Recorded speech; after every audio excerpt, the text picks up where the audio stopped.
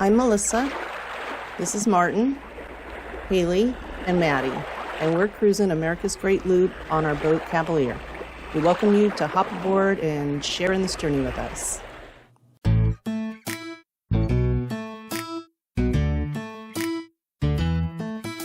Hey, child, up and go.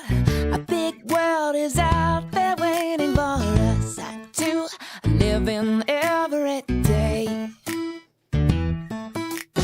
Outside, you will find there is love all around you. It takes you, makes you wanna say that it's a beautiful night. And it's a beautiful world. And it's a beautiful time to be here, to be here, to be here. Yeah, the sky's blue, just us two, side by side. We'll see the world that surrounds us. Hey, seize the day. Each road, every mile's a photograph in motion to astound us, carry us away into a beautiful life. 'Cause it's a beautiful world,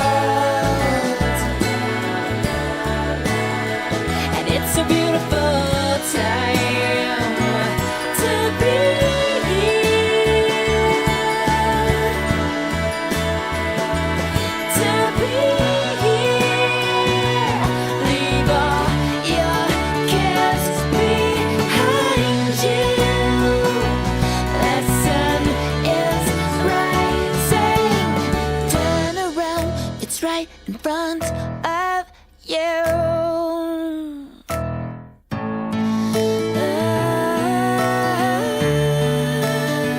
And it's a beautiful life. All right, well, welcome back to the Cavalier for another episode of Cruising Cavaliers. Cheers, baby. Cheers. So let's see where we left off. We were in Peterborough, and we were coming up to Lakefield. But it was an interesting day. The first thing, it was really difficult to get off the dock there. There was a wind pinning us to the face stock, and it was a really strong current pinning us, hitting us directly on the beam. So luckily we had some friends that we had met just the night before doing some docktails with that helped us get off, pushed us a heck of a lot to get off. So we had Randy and Lorraine from Retriever, and we had Tom and Diane from Beachside, and they helped really push us and get us going, because we needed to, where we were, we had to go out and make a quick 90-degree turn, because there was boats right in front of us, and turn up current into all that wind and current. And I don't know that we would have gotten out of there without. Yeah, a lot of times people, when we're leaving, boaters are really cool, especially the loopers, but all boaters. But they'll say, "Hey, do you need some help leaving?" And most of the time, we wrap the lines around where it's just easy. Yeah, we don't but need help it's with like lines. I said, maybe if you could give me a little push. And they gave us a lot of pushes. They were pushing, and I was pushing with my stick, and you did a great job. Yeah. But it was hard. And in retrospect, after we were looking at it, we're going, if we didn't have any help, we kind of came up with the way we should have done it, or it would have probably worked better. Instead of trying to fight the wind and turn upwind, we would have come off and let the boat pivot around and then back into the wind until we had enough to go forward. That probably would have been a better strategy, because the wind would have helped us make that first 90-degree turn, rather than us trying to fight the wind and the current into the turn in a narrow fairway. And that's one of the things that we always try and do, is when we have a hard situation, and we were just very thankful for those people to help us out, but we sit there and think, well, what if they weren't there? What would we have done? And so we come up with a new strategy, and so it helps us. Yeah, we actually literally sit down to have like an after action review and go over, well, what did we do and what couldn't we have done, and it's good, because a lot of these situations, we end up with new situations, and Yeah. you learn from them, and you learn different techniques and what you could do here. And so anyhow, it was good. So this day was all about locks and currents. Yeah. Yeah, because the current was ripping everywhere. When we were coming into locks, normally, the way that this thing's set up, you can kind of see it on our videos. But there's like a dam, and then there's a lock that's kind of sectioned off with an approach to it. So a lot of times it's not too bad. You just pull into the approach next to it, and you're not really getting bounced around that much. But sometimes if the current is strong, you can come around and it can cut right across that little narrow thing. So it'll just push you around. So the way you do it is you come in reasonably fast with some power and get past that into right in front of the lock. There's a little waiting area. Yeah, and then slow down. But don't try to come in slow to that area, because you're just going to get hammered by the current. And so it's just, you learn to do that, and you learn to read the water too. You're looking at the water, and you're seeing the turbulence, you're seeing the swirling, you're seeing how rapid it is. So you know when you're going to get it. So you're pointing yourself into it. You're you're getting ready for it. But even then, it's a little it's still a challenge. So that was going on, and then we did 7 locks that day. We only went 11 miles. Yeah. But with the 7 locks, and there was a lot of delays. Yeah. And it just felt like a very long day. It was about a 6-hour day. Yeah. And that's long for going 11 miles. Yeah. It's ridiculous. So, and so actually we ended up going in all the locks with 2 other boats. A smaller boat that I forget the name of, but the other bigger boat was Jolly Roger 2. They're also loopers, and Jim, and I don't think I got her name on it, right. But they were in the locks with us the whole time. So we kind of got a rhythm. We pull in, they'd pull in behind them, the other boat would go in, and they were really quick getting the gates closed. So they had us in there in a hurry.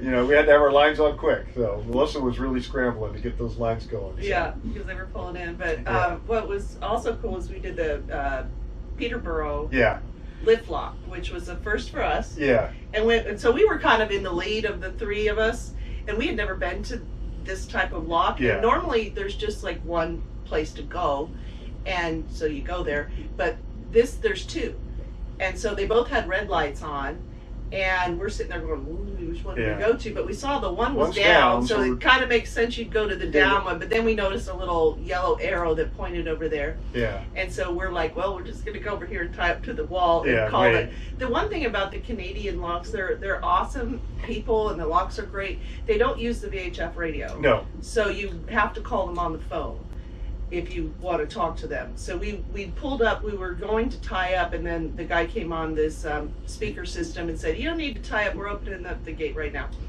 And so he had a PA system. He actually talked us through the whole thing. Most of them don't, but this most one of them did. don't. Yeah. This one did. They were actually giving you a little bit of history of the lock and everything as you're going through. It's kind of cool. So. And it's really neat. It's really neat. It's a lift lock. I think we talked about. You'll see on the video too. But it's basically 2 big bathtubs. One's up, one's down, and hydraulically they're connected, and they can move a little bit of water, and just you put a little more water up here, it just goes like this. Yeah. And then you or if you drain a little water down here, whichever one you go, it just moves it by the weight of the water, and it's really quick. It was a 65-foot really lift. Fast, yeah. That, I mean, if you're filming at a regular speed, it's going to look like you're going high speed on it. It's amazing. Or and the other weird thing about, because I'm always tying lines and always nervous about what I'm going to tie to something wrong, and anyway, normally you tie your line around and the cables go, or the lines go up or down on the cable. Well, this one, I was asking the guys who come in, I go, what do I tie up to? Because there was no cables coming down. There was a one across the way, and he goes, just tie it to the one across. Yeah. Because the difference in this one is the whole chamber goes up. Right. Or down. But in our case, it went up, so you didn't have to worry about it being on a. Yeah, you could actually tie it to anything. Yeah. Anything that was on that wall, you could tie to it. Our problem, of course, is in the front. We're way high up, so we can't get to anything down low. Yeah. Melissa could on the back, but not on the front. So we anyhow, but it was really cool. It was a fun one. It was easy. Yeah, that was really easy. Yeah. So. Yeah, and then again we kept locking up and dealing with the current. Got up here to Lakefield, and again we're coming in, and we were going to be on a face wall. We were going to be between Seahorse and KDB, two boats we've been following a lot. Yeah. They said, "Oh yeah, you're right in the middle of them." And then the lady was telling Melissa, is like, there is a lot of current here, and it's ripping, right across. And I knew there was going to be too, so it was like, okay, we got buddies here, we got buddies there, we got to get in the middle. And you say again, you can't just you can't pussyfoot around coming in. You have to you have to come in hot, and especially as I started coming in, the current was just pushing me back into our KDB, the one boat in the back. So I'm throttling up, and as I'm coming directly, it's pointing at an angle to the lock and to the Seahorse in front of us, and I hear people start going, slow down. I'm still speeding up, at this point, because I know I'm gonna come into the boat behind us if I don't. So I just came in and hit throttle both in reverse, almost full power, and just stopped it right there, and then cut the one engine off and let the outboard engine in reverse, and it just pulled right over to the lock. He nailed it. Yeah. But Robert from Seahorse was out there. I'm sure he's like going, "Whoa, yeah, okay." That was pretty. You nailed it. You nailed it. So it actually looked like I knew what I was doing. And luckily we had the dock hands there. They grabbed the lines. Yeah, it's kind of. If we had to do it ourselves, it would have been a lot more difficult. Harder. But yeah, she just took the lines, line up. There's a guy in the back that took the back ones. And yeah, we're done. We're so good. It was pretty cool. So we had Docktails that night with Pony, Seahorse, and KDB. KDB, yeah, that was pretty cool. Just right next to here. We've had Docktails with them before. Yeah. It's just fun catching up with people, because you end up going, they go somewhere, we go somewhere, and then you catch up again. Yeah, catch up again and catch back up. So that was kind of fun. And then today we actually went into town, and cute little town. Yeah, it is cute. It was about a half a mile walk in there to get to the far side of town. Old buildings, bunch of restaurants and stuff. We had went to a cool place for lunch. Took the dogs in there. You can see they got their little hats on still. They're wiped out because they were socializing today. So anyhow, really cool. Lots of stores. Melissa actually went into a store, and I think you're wearing. I got this top. It was a really cute store. Yeah, very cool. So. Yeah.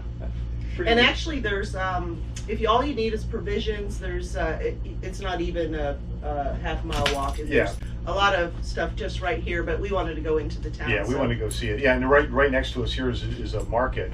It's called the Market. Really cool. I mean, it's like a mini little Whole Foods with all kinds of good stuff. Yeah. So it was pretty cool. So we re-provisioned some fresh stuff and. Ready to go head on up for a few days. So yeah. So anyhow, Lakefield's been pretty nice. Yeah, we like it here. So okay, well, thanks for coming along for another episode of Cruising Cavaliers, and cheers and happy trails.